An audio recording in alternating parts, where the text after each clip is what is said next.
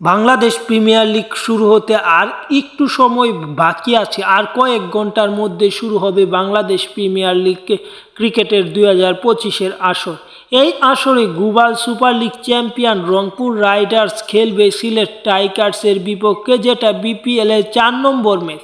বিপিএলের 4 নম্বর ম্যাচে এর সময়সূচিটা এই ভিডিওর মাধ্যমে জানবো। কোথায় খেলাটি অনুষ্ঠিত হবে, কোন সময় অনুষ্ঠিত হবে, সেই ম্যাচটির তারিখ, কত তারিখ, সব কিছু জানবো এই ভিডিওর মাধ্যমে।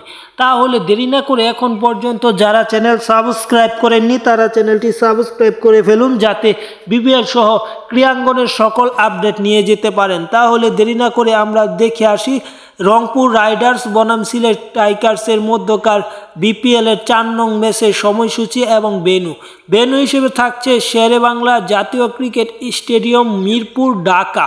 মিরপুরে এই ম্যাচটি অনুষ্ঠিত হবে 31শে ডিসেম্বর। 31শে ডিসেম্বর ম্যাচটিতে দুই দল মুখোমুখি হবে সন্ধ্যা 6টা 30 মিনিটে। বিপিএলের ক্রিকেটের দাম অলরেডি প্রকাশ হয়েছে। সেই ক্রিকেট অনুযায়ী আপনারা ব্যাংকের মাধ্যমে ক্রিকেট নিতে পারবেন এবং সরাসরি কাউন্টার থেকেও ক্রিকেট নিতে পারবেন এবং অনলাইনে কিনতে পারবেন।